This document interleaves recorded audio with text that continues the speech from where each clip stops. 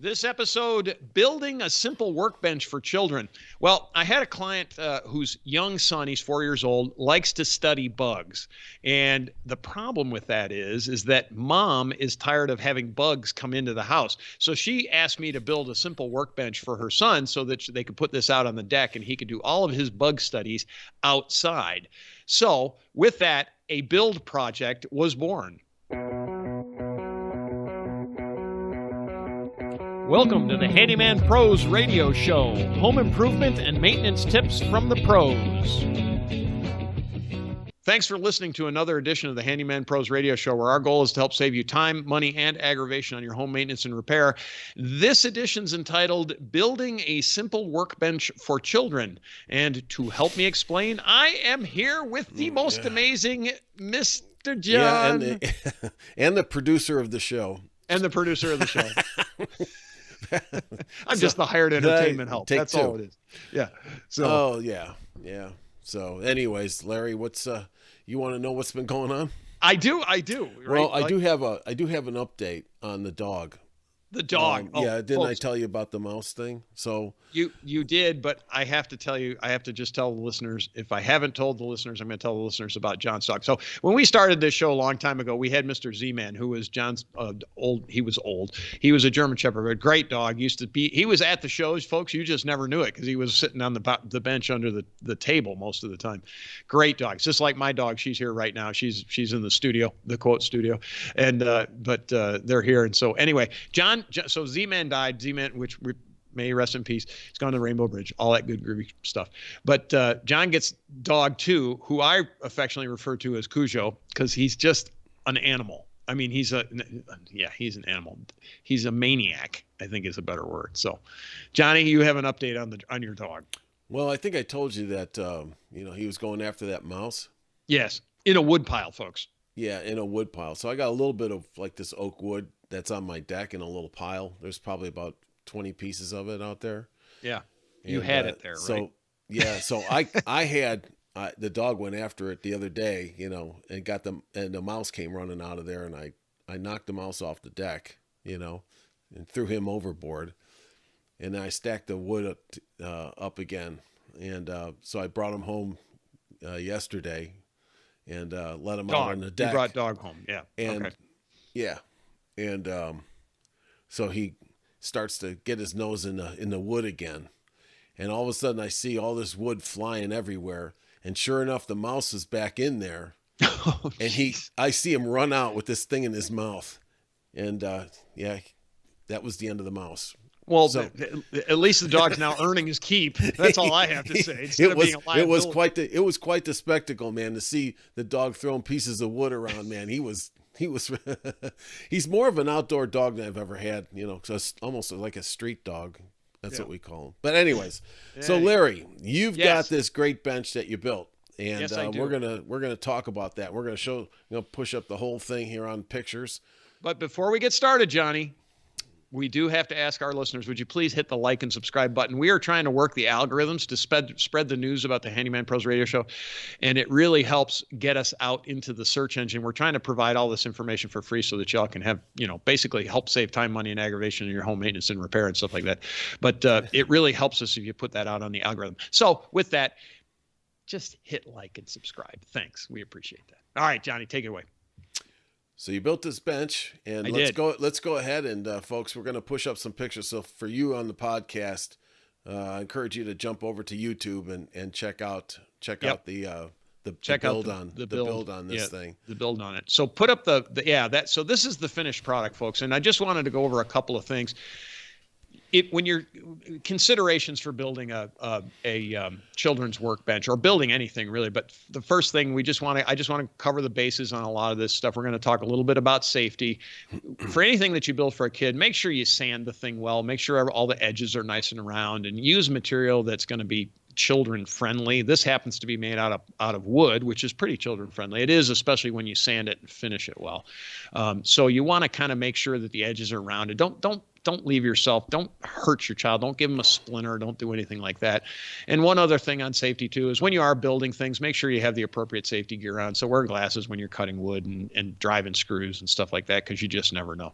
So with that, the second thing was design issues. We wanted to talk a bit about sizes. Now, one of the great things about this particular bench, and you'll understand this when we go a little farther into this build is, we designed this for a 4-year-old. So it's 28 inches high, it's 16 inches wide, and it happens to be 36 inches long. We did that because that was actually the specification that my client needs it to be, because she's got a spot set on her deck where she's going to put this.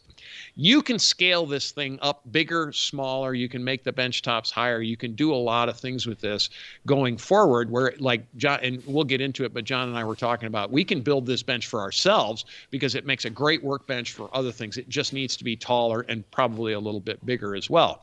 So with that, just understand we've designed this particular build is for a child that's, you know, relatively short. It's 28 inches high, which is not very high, and it's 16 inches deep, so that you can reach across it, or a young small person can reach across it. And the other thing, just this back on design, this is a very, very, very simple design, simple build that, again, we talked about it being scalable to other sizes, so you can make it bigger, smaller, however you want to do it, customize it to your particular needs. One other note is I made this out of 2x3s. You could use 2x4s. I did 2x3s mostly for weight, because it's just not big enough to, it's not heavy, but it's heavy enough, right? And so we used 2x3s, but it's really, really sturdy. Like, it's really a sturdy little bench. So this is something that this young man's going to have, I think, for quite some time. I mean, I really think he's going to be able to have this for a long time. I think he'll actually get too tall on it before he outgrows it, and then Mom will probably use it for a potting bench or something. So the other week, we were putting up some stuff for Christmas builds and things like that. How long? Yes. And this, you told me, I think I heard that it only took you about 2.5 or 3 hours to build this thing. Yeah. So I guess it was literally probably 2.5 hours of build time plus finish time. Yeah, and you've got what, $50 into it? Is that about $50? So Yep. So folks, you know what my point here is that, you know, if you've got a little bit of time before Christmas and you've got a shop and you've got some wood, I mean, you can really make a nice little gift out of something like this and you know, customize it. Yeah, and you can customize it. You'll see. I mean, I don't really have a shop. I built this in my father-in-law's basement. You'll notice some of the pictures. And we'll get into that. We'll get into that anyway. But there's you know, you just need a flat area to do this. You could do it in a garage. You could do it on a concrete slab if you wanted to. So this is a perfect little thing. Let's go to the first. Yeah, go to the first picture. And this is the cut list, folks. And so what we've got is we've got this broken out into I'm just pulling up mine so I can see it. We've got it broken out into a materials list, which are the parts that you need to buy. And it's broken out, again, this is for this particular size. There's a parts list, which is the number and length of the various different things. So it's just, for example, you need 4 2x20. I can't see it. I think it's 2x3 by 13 and a half, or 13. And then, you know, anyway, there's a parts list and then there's a cut list. And the cut list is designed for you to take to maximize your, the cuts on your lumber is what that idea is. So because you can get sideways if you don't cut it right, you can end up with pieces that you're not maximizing your cuts. I use Johnny's software, but that's actually not true. I use the software in my head to do that. So that's what this is. This is available. It's on the video. If you need this, I can send this to you as well. Send us an email, questions@handymanprosradioshow.com. I can send you the cut list too, or this. Yeah, we'll post this up. And we'll post it out there as well. This will give you a real, folks, Larry's already giving you a leg up on this thing to really get going. So, you know, if you want to do it for Christmas for that point, I mean, heck, here's the thing: go down and spend the $50 in a couple hours, and you got something really nice and personal. Yeah, and let's keep going. It's a great little thing. So this is we're going to use this picture. This is I call this the kind of the superstructure. This is before there's any decking on it. This is just a reference point so that you can actually see the construction style of this bench. And effectively what this is this is two rectangles that we have there, and you can see this in the picture. There's two rectangles that are identical with legs attached to them, and then they're decked over the top. Now, the decking isn't in this particular picture, but we're going to use this as a reference when we go through the rest of these build pictures so that you have an understanding of what you're trying to get to before you put your tops on. So folks, before you start to, give us a bunch of comments and stuff, because everybody looks in the background of the pictures. I did this in my father-in-law's house. Folks, so you'll notice a few things in the background. My mother. Okay, we understand that. So hold your comments. Yeah, hold your comments. We get it. Yeah. Don't reference what's in the background, please. Thank you. Okay. Thank you very little. So that's kind of what I would call the superstructure of this whole thing. So it's a good little reference point for what we're doing here. Yeah. I took and cut all the lumber before I cut the lumber and then did the assembly, right? Which is part of the reason why I made the cut list. So you can go cut all the parts before you go to assemble it. This is an example of the rectangular pieces. So these are the long pieces and then the short pieces that you screw them together with. And I happen to have it sitting on top of the bench top. It was the way the picture took, but that's the cut list. So there's 4 long pieces and 4 of the shorter pieces. Pretty self-explanatory, right? I believe the next picture is the actual legs. Yeah, that's a picture of the legs. So the 2 short legs in the back and the 2 long, in the front, and the 2 short legs in the back of this picture are the short legs that are the front of the bench and so forth and so on, and the back legs for the stanchions. So gives you an idea. We wanted to screw this together. And I show this picture for the reason that when I first put this together, I put 1 screw in it just to hold it. And then I realized I'm using 2x3s. I was going to put 2 screws in and hold it. Forgot that 2x3s will actually split when you put long screws. We're using 3-inch construction screws in this particular project. You could use 3-inch drywall screws or whatever, but you need pretty good long screws. So I show this picture because then we back this out and we go to the next picture and we actually took some glue. I happen to use Titebond for this, but you could use any glue really. You could use construction, in the tube construction glue, or I happen to use this. I just like it. It's woodworking glue. You could use Elmer's, whatever. There's a million different ways to glue this together. But we glued the ends, and then we go to the next picture, and we put it together, and then we put 1 screw through and drew the glue in. And folks, I'm going to tell you, when you build it this way, it is super strong. That glue doesn't let go. You just have to wait for it to dry, but you don't actually wait that long because the screws are actually holding the wood together. So it's a combination of glue and screw, as they say, and that's the strongest joints you'll ever get, I believe, in the world. That was a good catch of doing that. Yeah. So this is the 4 pieces put together. Very, very simple. You need 2 of these. You need 2 of these assemblies. Again, going to the right, looking at the end superstructure part of the bench. But this is the 2 squares. This part right here. Yep. It's that there. Right. John's making notes right there. Really simple. Just do 2 of those. Simple, easy peasy. What's the next one, John? Yeah. So I decided, I was looking at the legs when I went to do the legs. I'm a big believer in actually taking the lumber and making your marks with the lumber, because lumber has a certain amount of variation in it. And one thing, when you put your legs on, you do want these to be very square and very level, right? So level and square. Yeah. And one way to do that is if you flush those up and you put the actual piece of lumber on where it's actually going to mark, and you just put a pencil mark on there, there's no room for discrepancy, I guess I want to say. And you'll see what we're talking about here in a second. Right. So next picture is the picture of the line. I just drew a line right down the wood, and we'll go to the next picture. So this is actually, we took and put the rectangular pieces on the concrete floor, and we laid the 2 front. These are happen to be. And the this front was legs. The dimension right here, right, Larry? Yep. Let me interdict. Yeah, okay. And that dimension is one width of the 2x3. It's just a simple way to do it. You can do it any way you want. It's a quick way of doing it, and now you've got this thing off the ground. Yeah. Yep. And so this is where we're at here. We're getting ready to glue it. I did put some glue in there to do the joints together. Again, like we said, go to the next picture, John. And this is actually, when you go to screw it together, I took my speed square and I made sure that the pieces are square. And so you just line it up, and then we shot the screws in. Yeah. Don't trust a concrete floor. And there's truth to that Yep. statement. It should be square, but it's not Yeah, always. no, it's yeah. But So it's a real simple thing to do, and I think the next picture is just I did the other side as well. I make yeah. sure that everything is square, because you want it nice and vertical Yeah. and nice and square. It just makes life a whole lot Right. easier. Right. So Well, folks, if you've ever built anything and you start off by just a little bit off, and then the next piece goes a little bit off, and then you got something that's way off. way off. So this is actually the picture. So as you see, if you look in the top of that picture, I'm actually pointing at the screen, but if you look, you'll see the pencil line is there. If you want, and if you want to scroll, John, you don't have to scroll in, but you can scroll into that and you can see the pencil line. We mounted that right up to that, shot the screws in, and that just gives you the same height on all the legs. Yeah. Yeah. So really simple. Again, back to the goal on the right-hand side of what we're trying to get to. Really quite simple. Next pick.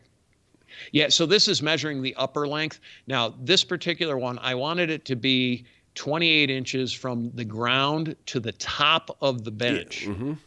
So I used 1/2 inch plywood on this.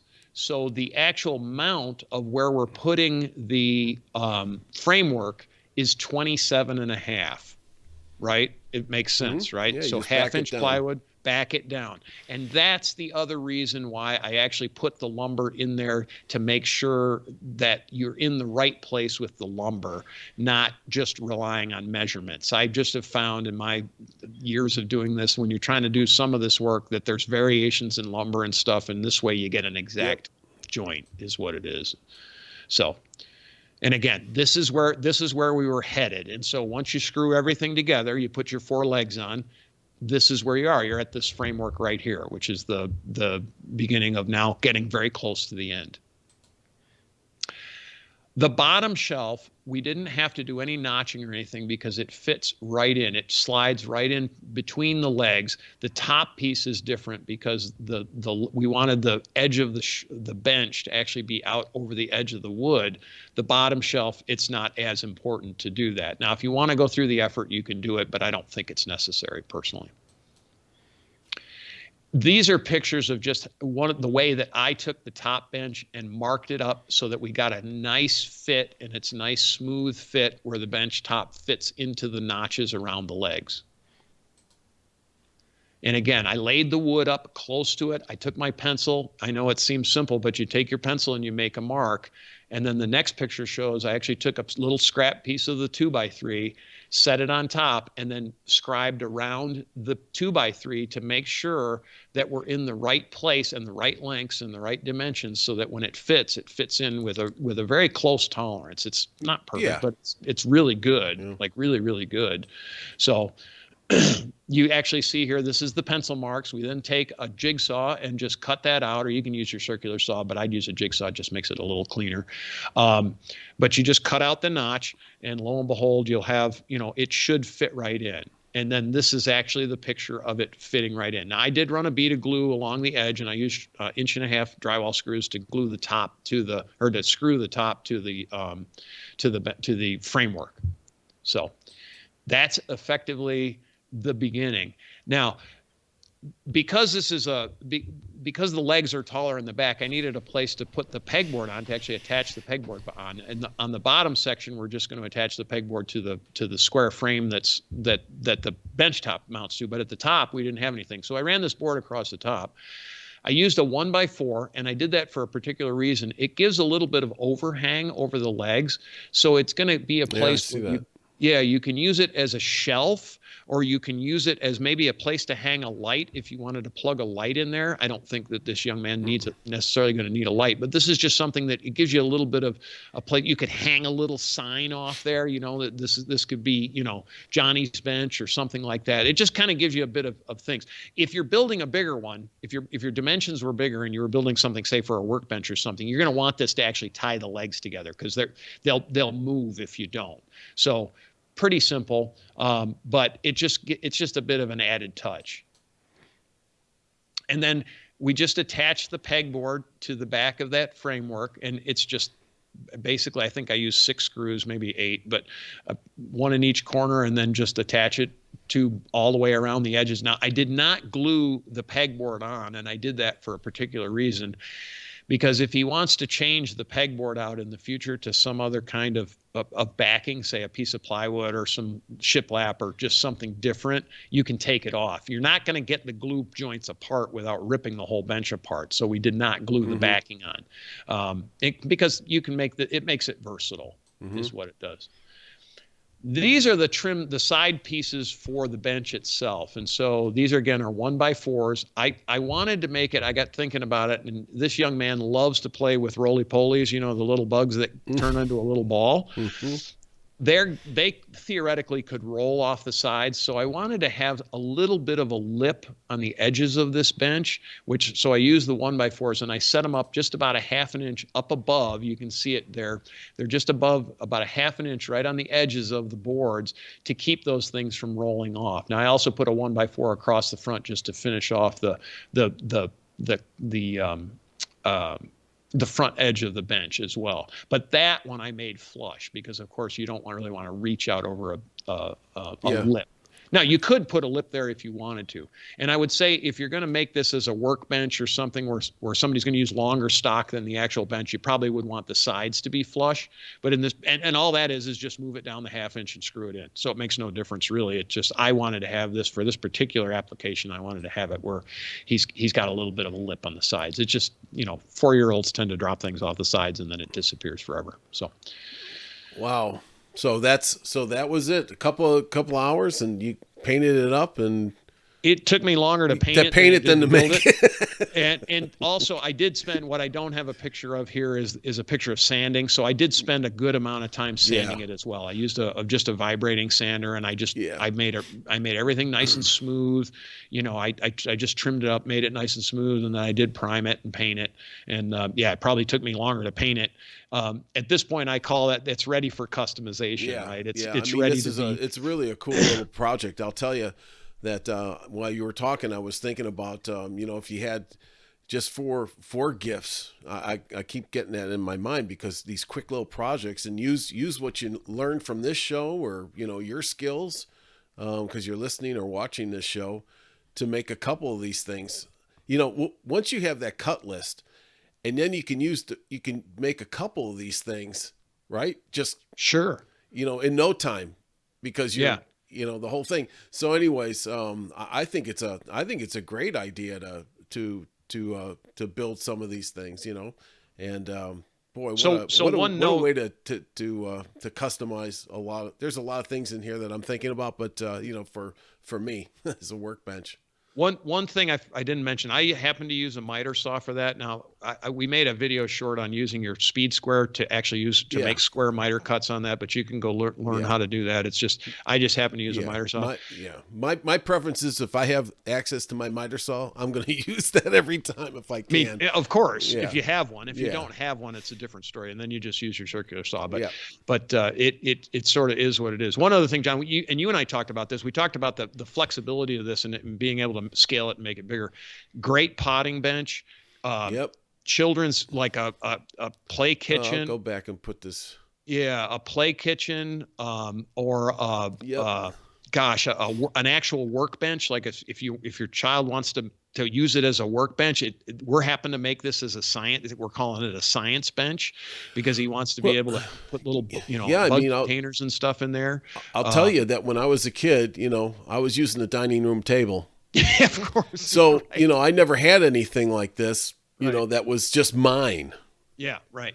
Hey, it's mine. It's not, Dad's not working on it too. And, that whole kind of thing. And that, for little kids, this is like I got my own thing. And, this is really cool. Great idea, Larry. But you can scale it up and make mom a potting bench as well. You could, now this one, we did not make it out of pressure treated wood, but if you wanted to make it out of pressure treated wood, you could. It's just buy pressure treated wood versus non-pressure treated wood. Anything else we're thinking about here, John, with this one? No, I think that's it, and let's post that list on our Facebook page. Okay. And if anybody wants it, just email us, and we'll be happy to, reference you back to this video and send you the cut list. And, the parts list and all that kind of stuff. Yeah, just another note on supplies too. So I happen to scrap the plywood for the top of this, meaning they're building a house down the street, and folks on a construction site, if you go to the dumpster, they're always throwing away bits and pieces of the various different pieces. Yeah, just be careful if you go to a construction site. Well, you can ask.